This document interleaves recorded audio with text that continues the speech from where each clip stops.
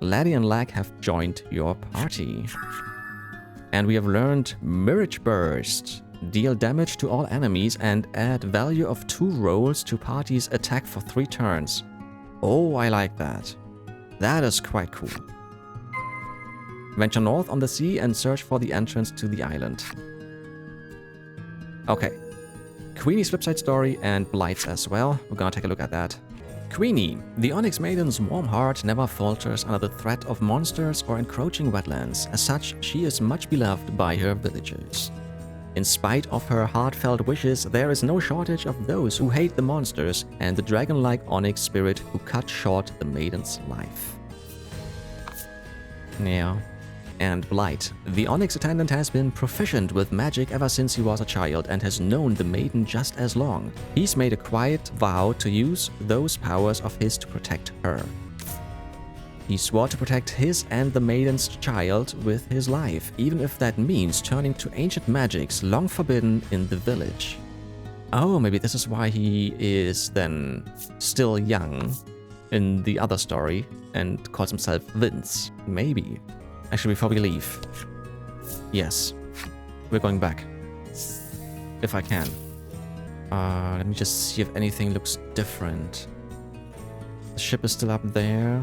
The wicked wetlands is still there. Actually, everything still looks the same. Let's go back to Fenmos.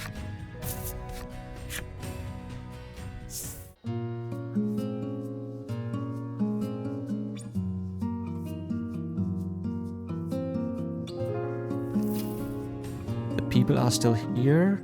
Actually, we're gonna start and take a look at the armor once more. Maybe there's something new. This is all still the same. Yeah, we can still buy this, because I think I might actually get that because of the speed. I like the speed a lot, and the attack power and stuff. Actually, I haven't even looked at the new weapon yet. There it is. Oh, this is way better. I'm gonna take that, sure. Yeah. Right, let's talk to the people once more. Guess it's time to say goodbye to this village. As he says this, the man looks around, seemingly reminiscing over his life here. Our dear maiden. The woman wipes away tears and turns to face you. You can see her eyes glowing with determination to live along with her fellow...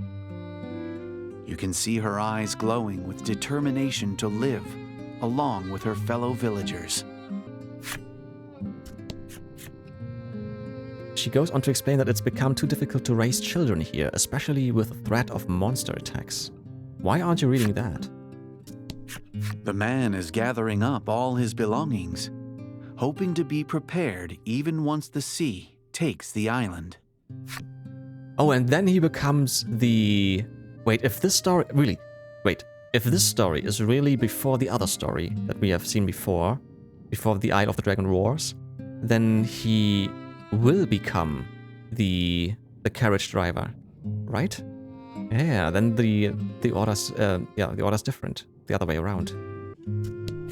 I must lead the people, the mayor says as he stares out over the swamp.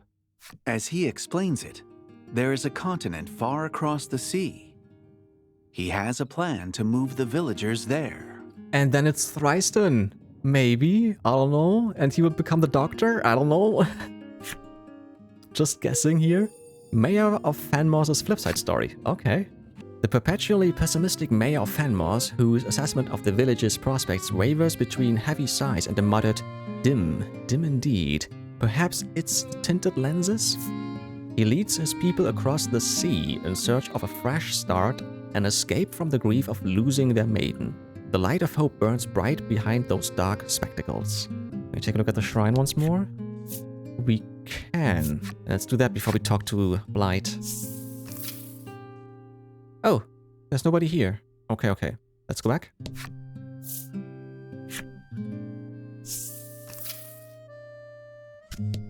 Blight hugs his child close. You can hear him murmuring, I swear I'll make Melanie happy. You wonder what he will tell the child about her mother, the Onyx Maiden, and the island where she was born. Yeah, what happiness weighs. Okay then, one more thing before we actually leave the island and venture to the North Isle. We will go back to the Wicked wetlands, and we're gonna take a look around the altar once more. Maybe there's something else now. Now that we know that there is no maiden to be sacrificed. No. Okay, nothing else. Right, then let's leave the isle and make our way north to the North Isle. And then we'll see who we will meet there and which story awaits us. But then again, I still need to find the stick for this guy as the lever. And we need to find more stuff even. Say the ship yourself. And we need to find the pebble, not pebble, but the glowing stones, the colorful stones, something like that. We need to find some grapes, sour grapes. And we need to find somehow something to get into one of the ships up here. That one. There was more. There was more. But there was a locked door, so we have to find something for that as well. But yeah, actually we're gonna make our way here first. And then we'll... Actually, what I haven't done in quite a while, let's go back to the shrine. I want to see if something happens here. Just because we have finished 2 more stories, 2 more maidens are done, can we go back in time, so to say, and see more about the past? Enter the Heart's domain. We can go back. Okay, we could do this already. I think I might just do that. Yeah, I'm gonna prepare a little bit for that, but sure. Then we could actually continue with that, now that we have finished 2 more. And then there's just 1 more missing, and we're gonna do that at the end. Yeah, I think that's a good idea. So... is there anything new? Wait, we can... Wait, we can go this way. Sure. Ooh, that one is new, the butterfly. The Turbulent. Okay.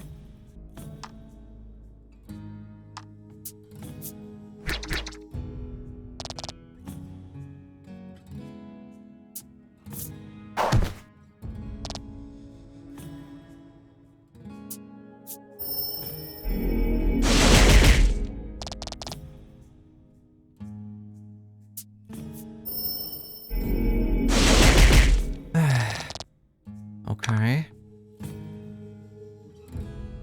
Let's just charge.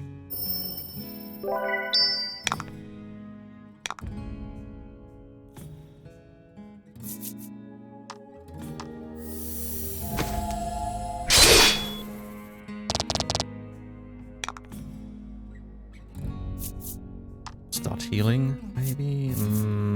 Let's just attack.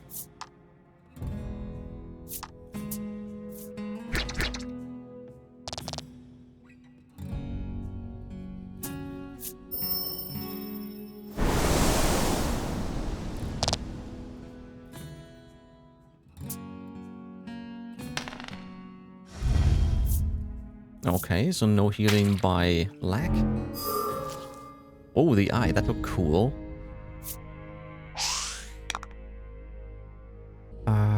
Sure. Yeah, let's just attack this one. And then these 2 should be dead in just a bit. I have to say, I totally forgot how slow it goes if you're not going on quicker speed. So I'm gonna have to switch that up again.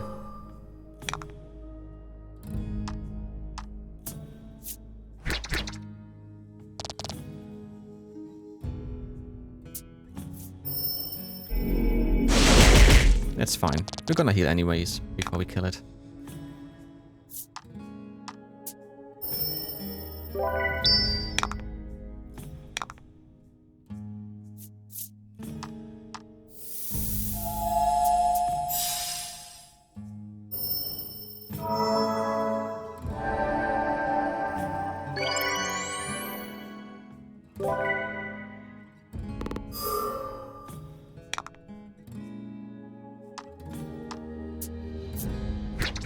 Emptied.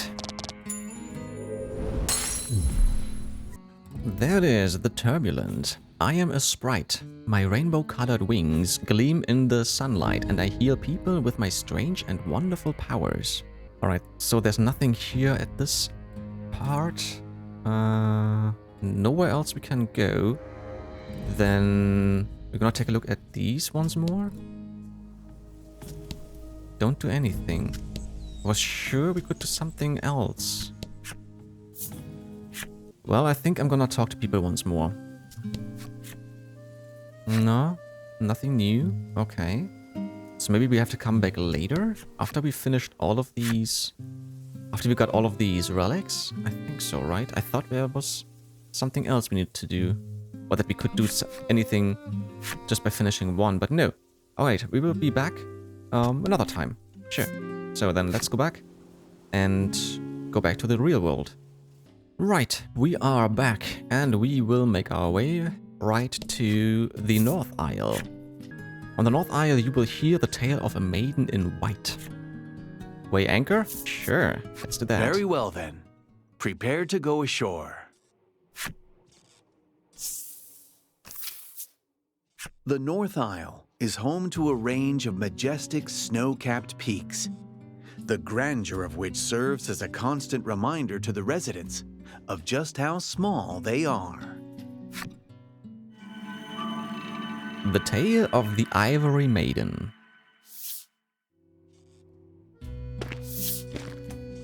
Having grown accustomed to life on the ocean, Laty helps you prepare to moor the vessel.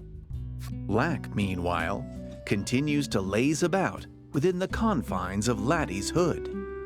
Looks like Lack won't be needing dinner tonight, you muse to yourself as you unfurl the map. From the wharf extends a well-maintained road, which no doubt leads to civilization. Follow the high road out of the North Isle Pier and explore the area. Well, we're not gonna follow the road actually. We will go the right way around and uncover this whole area and then... maybe it's here somewhere? The town? Or it's somewhere over here. We'll see. So let's just get started. I think I didn't even take a look at this one yet. Mirage Burst. Deal damage to all enemies and add value of 2 rolls to party's attack for 3 turns. This costs 5. Yeah, let's just put this in. Sure. And then we're gonna use it next round. Yeah. There's the Ivory Spirit Stealer. This must be a Stealer of the Isle's guardian spirit. Crown. Very, very thin crown. You are Alabaster greeted by City. sublime white gates, the likes of which you've never seen. As you attempt to pass through them and enter the city,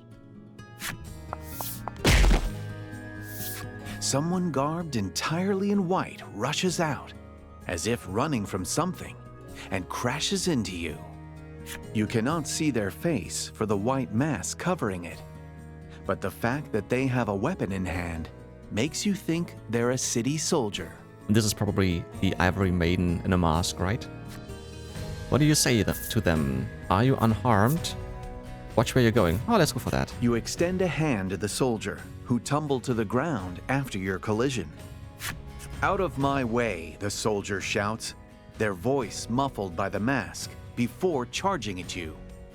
Apparently, they want to fight. Really? Oh, okay. 100.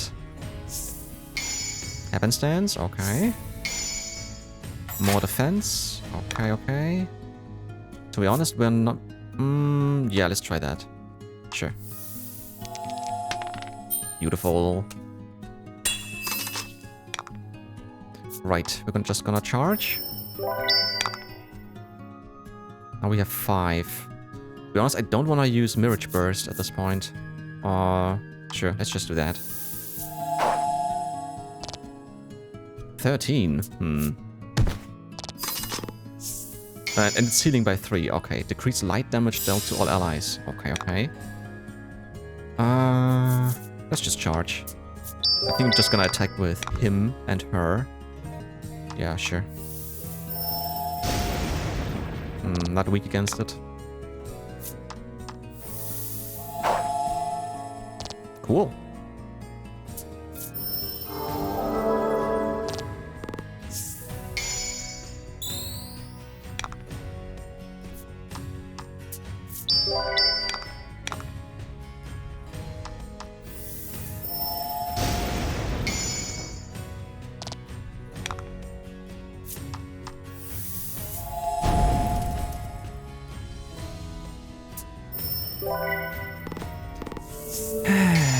Decrease light damage dealt, okay. Oh, tag isn't down anymore. Well, doesn't matter.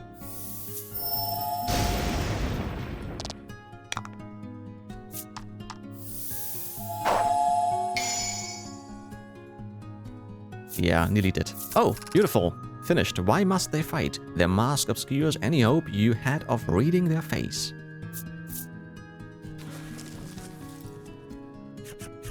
You parry the soldier's sword, then watch as they flee to the west. To the west. Okay, we have to go west anyways to uncover the rest of the map. So let's just continue with that. Alrighty then. Magic Burst. 8.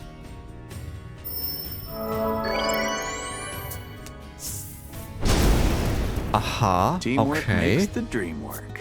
Quite cool.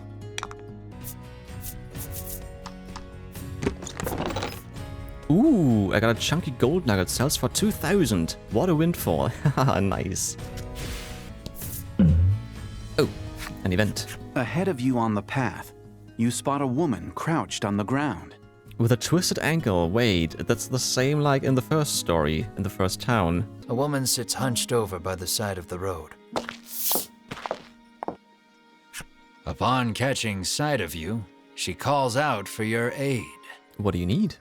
She's sprained her ankle and needs you to take her to the nearby apothecary. Let's do this. Sure, maybe we can get some reward. You try to lift the woman into your arms, but the weight's too much for you to bear. We need more. Come You on. lay the woman back down where you found her and mutter a quiet farewell before turning to leave. Really? Upon seeing that, Melanie snaps. What kind of person are you? How do you respond?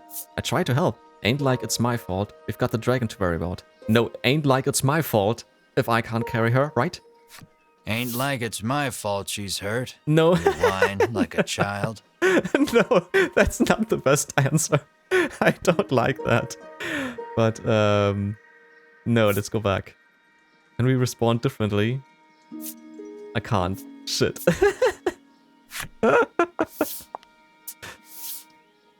Ignoring you, Melanie gingerly helps the woman up. Okay. Mar bends so the woman can get on his back, and the two of them head off in search of the apothecary. I don't get it. I tried to help her. And now I'm the bad guy.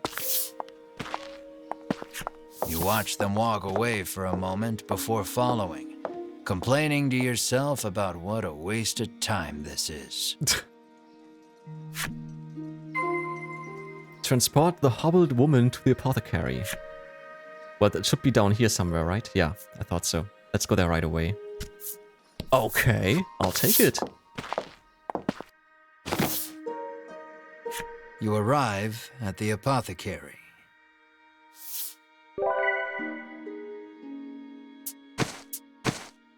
After taking a curative, the woman begins hopping up and down. Nothing holds a candle to Ivory Ore medicine, she beams. She thanks you and pulls something from her breast pocket.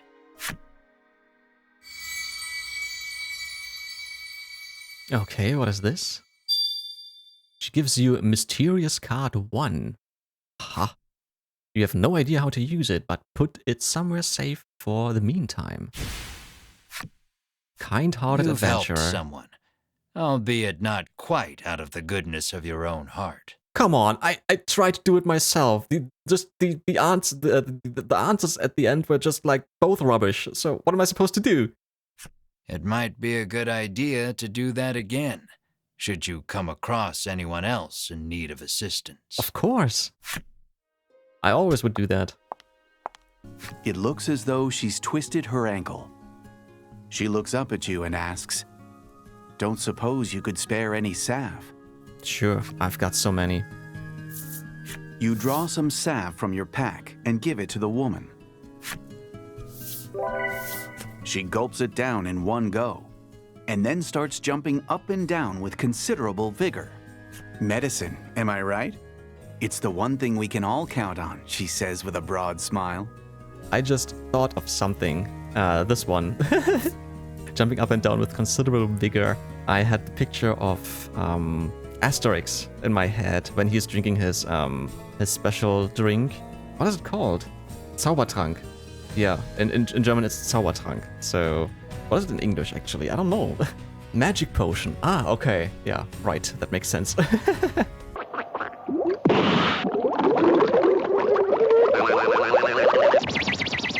This is all I have, but it's yours. She hands you a small token of her appreciation. Oh, sea grapes! A rare, hard-to-find seaweed features a habit-forming, bubble-popping mouthfeel. Awesome! Yeah, actually, before we move She on... explains that they were given to her as a souvenir by a friend. But alas, she isn't one for seafood. You put the sack of sea grapes into your pack and continue on your journey. Yeah, no, we're not gonna continue. We're gonna go back, because we're going back to the one ship with the one dude who was looking for sea grapes, and we're gonna give them to him right away. I wanna see what happens. I think it was somewhere to the west. I think it was this one. Yeah, that's the Are dude. these what you're talking about? Out of your pack, you take a bag given to you by a woman you'd met previously and show the contents to the man. The man's eyes light up the moment they fall upon the tiny fruits of the sea. Almost instantly, he blurts out, "I'll take them off your hands." Hand over the sea grapes? Sure. You hand your sea grapes to the fisherman. No sooner do you hand them to him than he begins devouring them with great gusto. Through a mouthful of sea grapes, the fisherman says, "Here, take this as thanks." He holds something out to you. Oh, a bent stick. A stick bent at a right angle, sturdy, but can't be used as a weapon. This is for the other dude on the East Isle. We're gonna go there next. Yeah. He explains that he caught it in his net in some ocean or another. It had an unusual shape, so he decided to hang on to it rather than throw it away. You push the bent stick into your pack. It sticks out a bit, and you think to yourself that it's not the easiest thing to fit in there. Okay, so then let's go to the East Isle and talk to this dude who wanted a stick. A man stands in front of the shipwreck's treasure hold, searching for a stick of some kind that might serve as a replacement lever to open the door. You recall the bent stick you received from the fisherman and draw it out of your pack. The moment the man sees it, he rushes over to you and says breathlessly, "Give me that." Jawohl.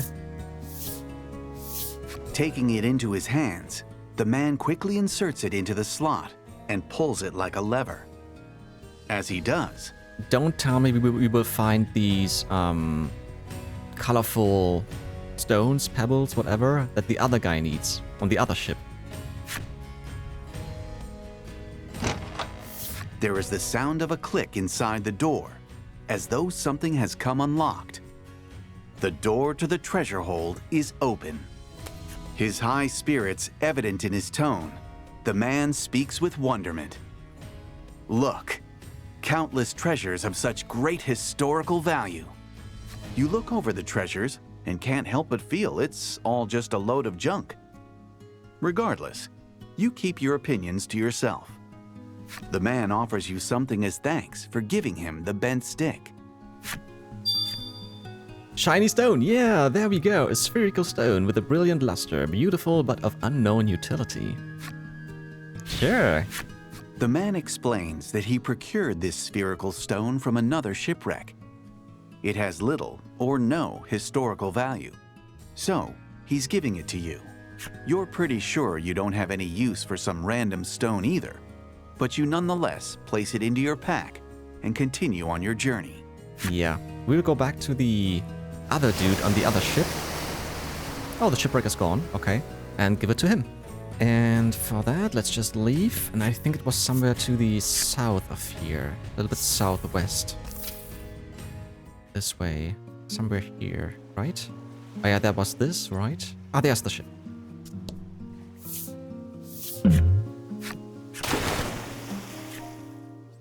Yeah, perfect, shiny, beautiful stone. Here we You are remember again. the shiny stone that someone you met previously gave you and draw it from your pack. When you show it to the man, he lets out a stunned yawp, excitement flooding his features. The man casts a covetous gaze at the stone in your hand. Such wondrous luster, such perfect globularity, truly a rare beauty. Hand it over? Of course. Well, if you want it that badly, here you go, you say, as you hand the shiny stone over to the man. Taking the stone, the man gazes at it with rapt attention, and then rubs it against his cheek as if testing its texture. Once he has sufficiently enjoyed his new acquisition, he turns to you and holds something out. Silvery Ore, a sparkling hunk of silvery ore, beautiful but of unknown utility. Do I need silvery ore for something? I don't remember. Okay, it's another key item. The man apparently scooped this ore up from the ocean depth some time ago. This is yours. It's not round, so it's no good to me. People's hobbies are as diverse as people themselves, you think to yourself, as you place the silvery ore into your pack and continue on your journey. Okay, I have to take a look around. Maybe I have missed another ship somewhere. I think there was one more to the north from where we just were. Yeah, there was a room, but we couldn't enter. But I don't know if we can use the silver ore for something. Nah, it's just this one. The door to the cabin is shut tight. What do I need the silvery ore for? Yeah, maybe this comes later. So let's just continue from here and go back to the North Isle. Mystic Forest. We're gonna go there later. Let's just take a look around further. Another event. A bizarre rock appeared. Oh! It seems primed to explode. That's just like in the first story. We have seen this too, and this can give you money. For a 1 you get 100, for a 6 you get, I think, 1,000 or 500. And other than that, there could be monsters. And it would be the black and red one or the white one. The water rock or the... I forgot what the other one was called. It's a 5. The bizarre rock the water transformed rock. into an rock. aqua Yeah. rock. The only way out of this fight is through it. Sure. Fight him off. To be honest, this one has only 15 attacks, so we should be quite safe. Let's just charge. And then we're gonna go for our special move. It's a 3, it doesn't matter. Next round it's dead, because we're gonna use Thunderbolt with Laty. 2 fight as 1.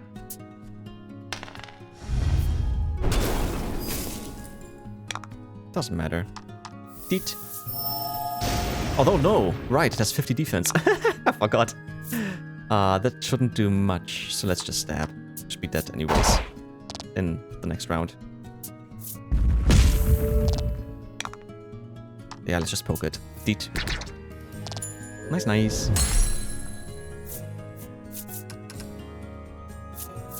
A boy once mistook one of these rocks for an egg, dutifully carrying it home and warming it in the hopes it might one day hatch. Okay then, let's take a look at the Mystic Forest. You stand on the edge of the forest. As you lift your foot to step beyond the tree line, an ominous, rumbling voice reaches your ears. Be gone. The trees rustle ominously. Perhaps it is best not to tempt fate. Okay, so we have to come back later.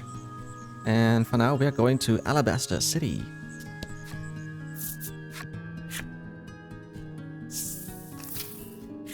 Crystal clear water runs through canals in the white-wreathed city.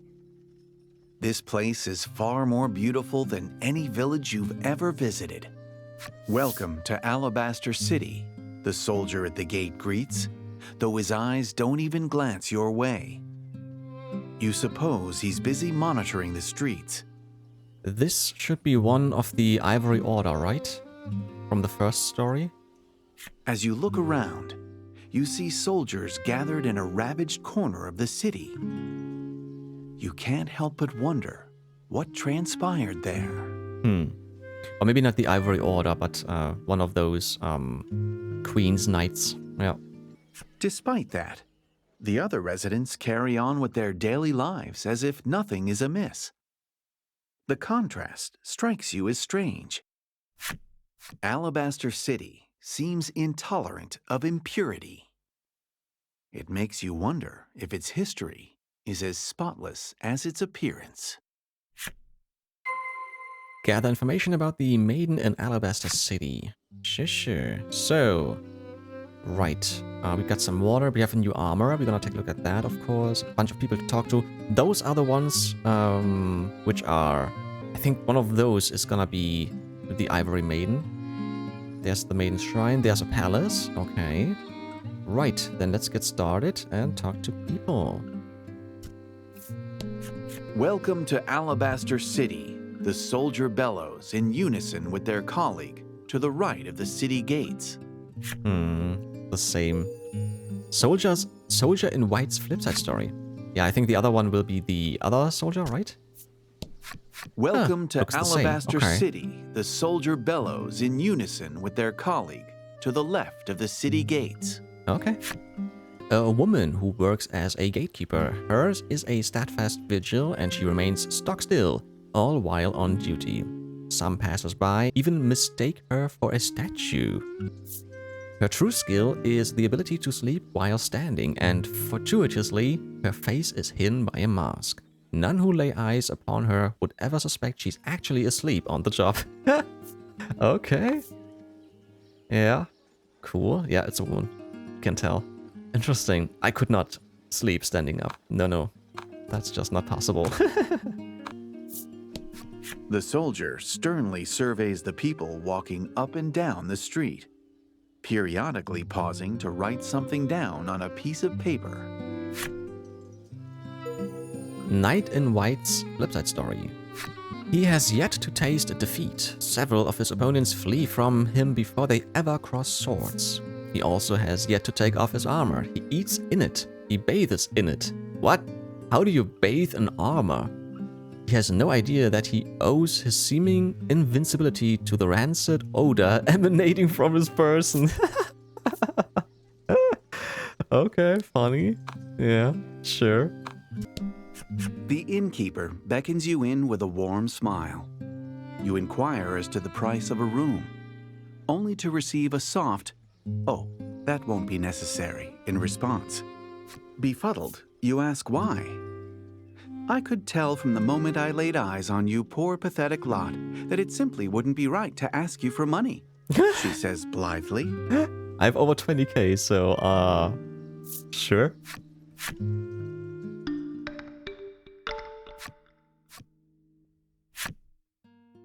Right, Innkeeper's flipside story. Polite and earnest, that much can be seen from the smile she gives her guests. Her friendliness, though, is also said to be a mere formality. Her favorite pastime is peeping on her guests. Though a vulgar hobby it may be, the only time she shows a true smile is while engaged in the act of voyeurism. Okay.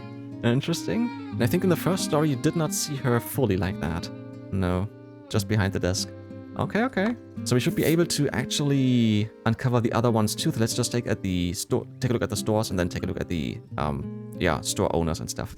No flipside story? Did I miss? Oh, there's another accessory shop. Why are there two? Ooh, that one is new. Ring of Protection 2 costs 5,000, imbued with stronger protective magic, plus 4 defense. Okay. Oh, Fire Stay. Oh, all of those with greatly protection on against fire, water, bolt, and wind, and light and dark and poison and paralysis and freeze and seal and curse. But they are very expensive. There we go. Accessory shop owner's flipside story.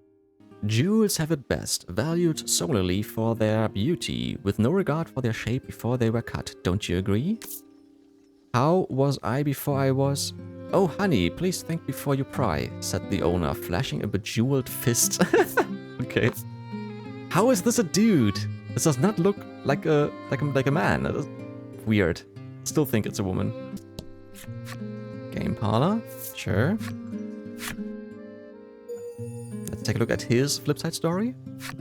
The girl the boy loved was the sharpest card shark on the island. He gave his all, sharpening his own skill at cards just to have her glance his way. The boy became the sharpest card shark on the island. No longer the best, the girl lost all interest she ever had in cards and anything related to it. Ah yeah, you win some, you lose some. Okay. So, item shop.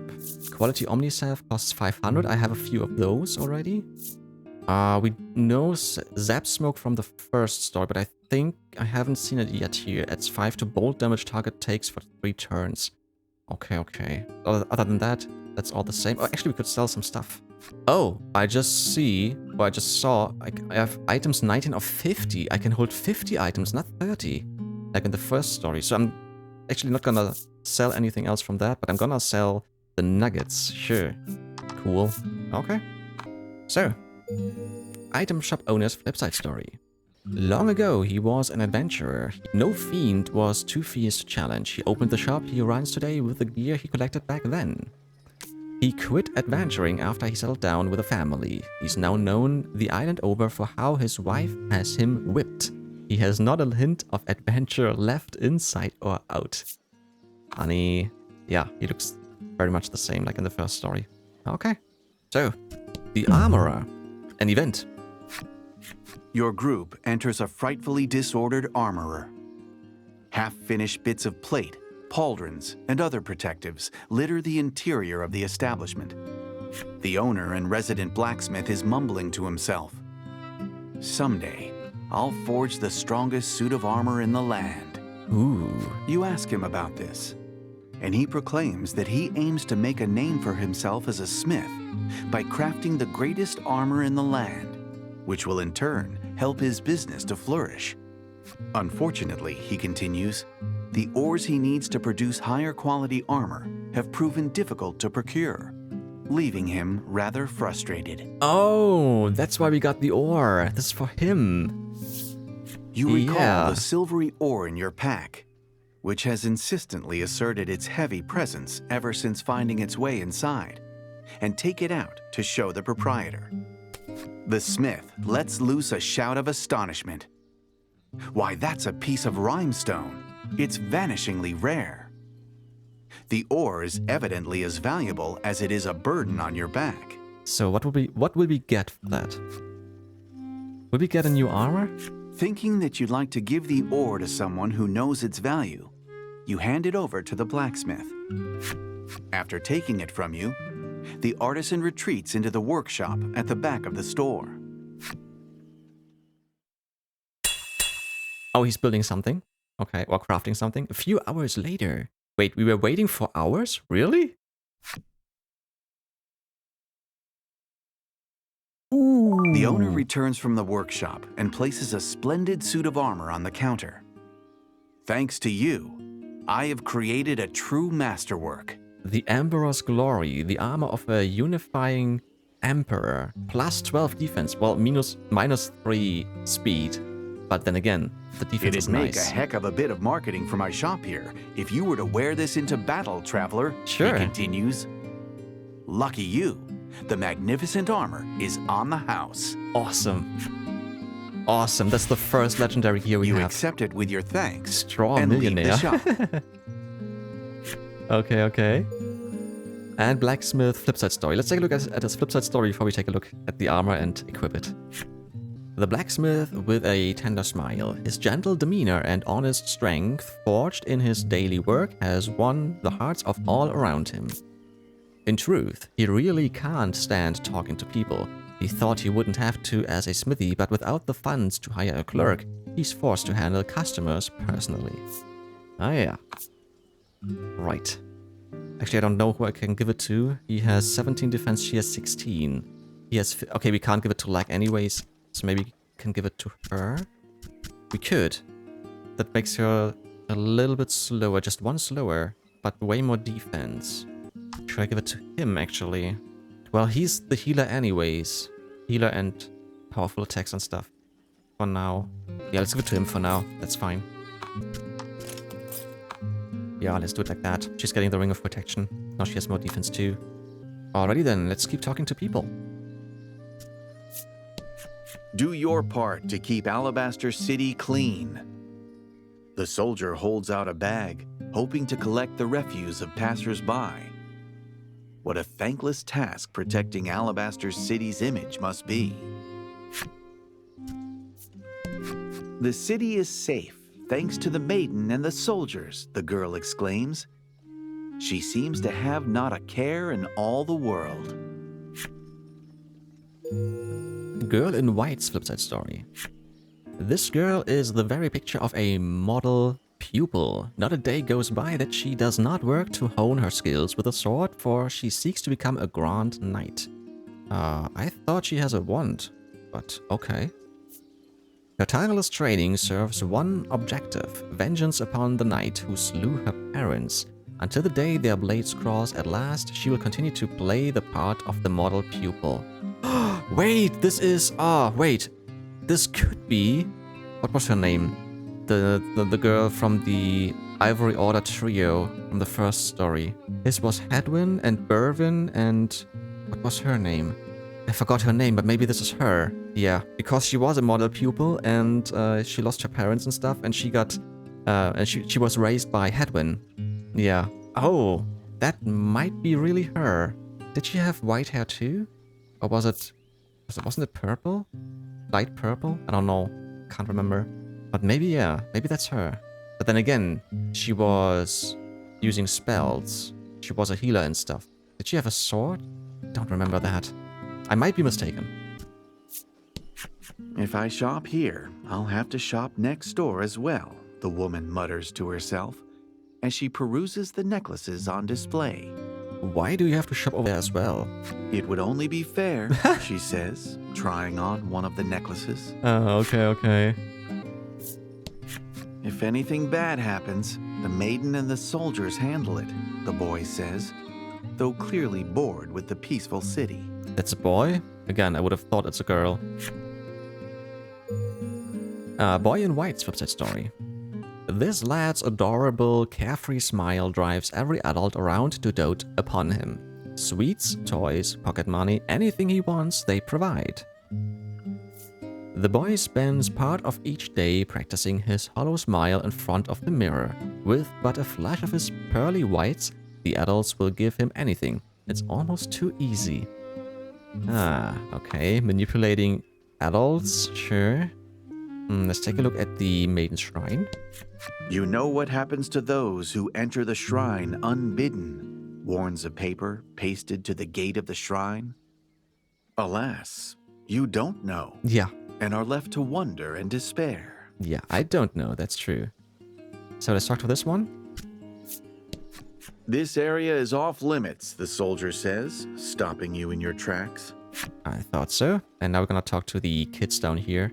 And one of them should be the Ivory Maiden, and maybe the Ivory Maiden is we'll see. Maybe this one is the woman I talked about from the first story, and the other one should be it can't be. She's gonna be sacrificed. It can't be the same, and the other one should be the attendant.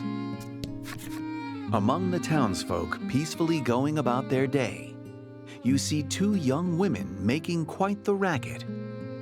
It's all your fault, one woman shouts at the other, whose eyes run with tears. They appear to be fighting. What do you say to the two of them? Can't we all just get along? Bullying is wrong. Let's go for that.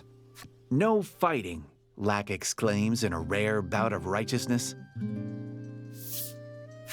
Get out of my sight, you weird puppet, the woman retorts. Lack is shocked. She may be right about Lack being strange, but you admittedly feel a bit bad for it. The self-assured woman is Lanca, the Ivory Maiden and keeper of the island's destiny.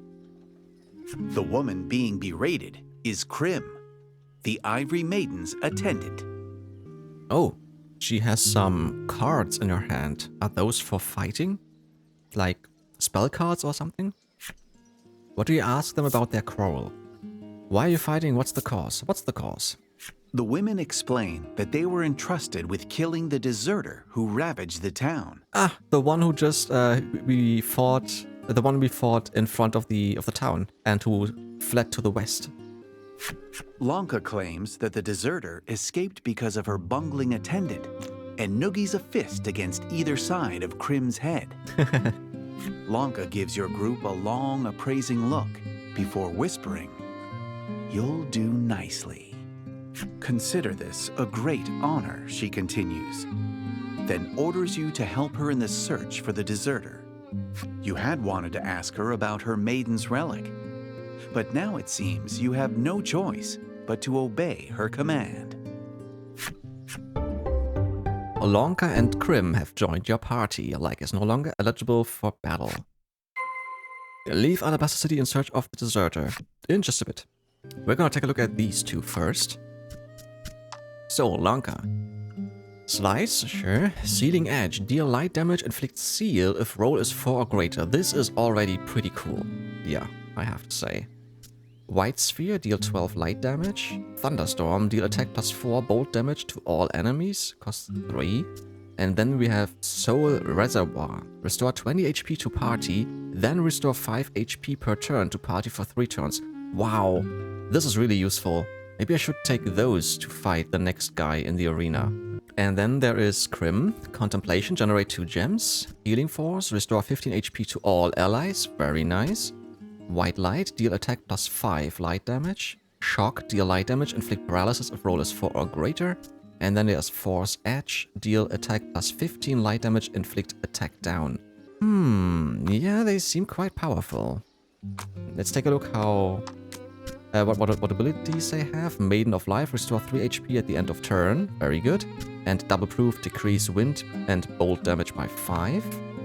And Crym, Ivory Scripture, gain immunity to poison, deadly poison, cool. And Light Proof, decrease light damage by 5. Let's see how quick they are. Actually, you can see it right here. They are quicker than the other two. Okay, so they would always start. They are level 20, so they are higher than me. And they have good defense and... Well, Crym has a nice attack, actually. Maybe I should try this.